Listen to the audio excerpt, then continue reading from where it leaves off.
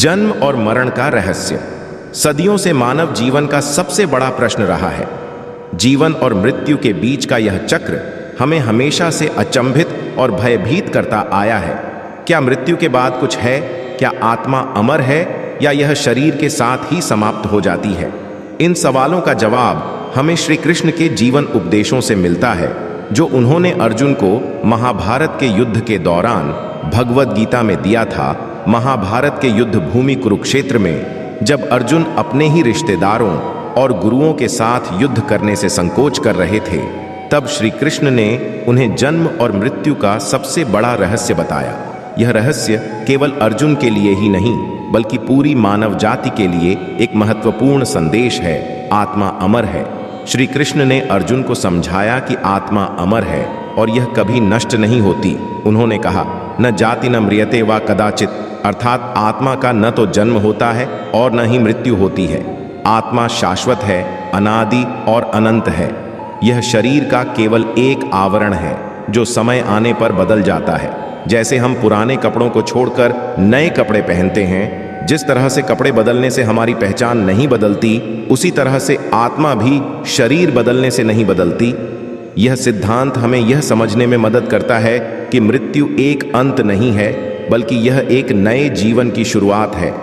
आत्मा एक जीवन से दूसरे जीवन में स्थानांतरित होती है और यह चक्र तब तक चलता रहता है जब तक आत्मा मोक्ष प्राप्त नहीं कर लेती।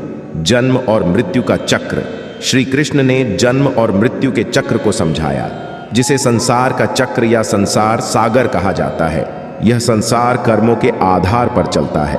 जो भी कर्म हम अपने जीवन में करते हैं, वे हमारे अगले जन्म को निर्धारित करते हैं। हमारे अच्छे कर्म हमें उच्चतर जीवन की ओर ले जाते हैं, जबकि बुरे कर्म हमें निचले जीवन की ओर ले जाते हैं।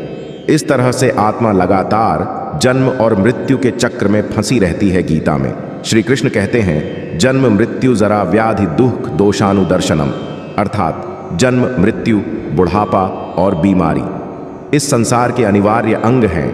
जब तक आत्मा इस संसार के मोह माया में बंधी रहती है, तब तक यह चक्र चलता रहता है। मृत्यु का भय। मृत्यु का भय मानव मन के सबसे गहरे कोनों में बसा होता है। हम हमेशा इस बात से डरते हैं कि मृत्यु के बाद क्या होगा। क्या हम कहीं खो जाएंगे? क्या हमारी पहचान समाप्त हो जाएगी? श्री कृष्ण ने अर्जुन को यह समझाया कि मृत्यु का कोई कारण भय नहीं होना चाहिए। उन्होंने कहा कि मृत्यु केवल एक परिवर्तन है। जैसे रात के बाद दिन आता है और दिन के बाद रात, यह एक शाश्वत प्रक्रिया है जिसे कोई नहीं रोक सकता। श्री कृष्ण कहते हैं, वासांसि जीर्णानि यथा विहाय नवानि गृह्णाति नरोपराणि, अर्थात जैसे व्यक्ति पुराने वस्त्र त्याग कर नए वस्त्र धारण करता है, वैसे ही आत्मा एक शरीर छोड़कर दूसरा शरीर धारण करती है। मृत्यु से डरना व्यर्थ है, क्योंकि आत्मा कभी मरती नहीं है, केवल शरीर बदलता है। मोक्ष और जन्म मरण के चक्र से मुक्ति, जन्म और मरण के चक्र से मुक्ति पाना ही मोक्ष कहलाता है। श्री कृष्ण ने गीता में बताया कि जब आत्मा संसार के मोह माया से मुक्त हो जाती है, तब वह मोक्ष प्राप्त करती है। मोक्ष के बाद आत्मा को फिर से जन्म नहीं लेना पड़ता और यह जन्म मृत्यु के चक्र से मुक्त हो जाती है। मोक्ष प्राप्त करने के लिए श्री कृष्ण ने 3 मुख्य मार्ग बताए: भक्ति योग, ज्ञान योग और कर्म योग। भक्ति योग में आत्मा ईश्वर की भक्ति के माध्यम से उनसे एकाकार होती है। ज्ञान योग में आत्मा आत्म साक्षात्कार के माध्यम से अपने वास्तविक स्वरूप को पहचानती है।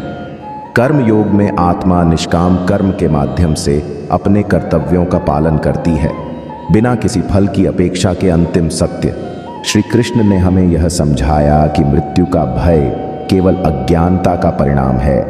जब हम यह समझ जाते हैं कि आत्मा अमर है और यह जन्म और मृत्यु के चक्र में एक सतत प्रक्रिया का हिस्सा है, तब मृत्यु का भय समाप्त हो जाता है।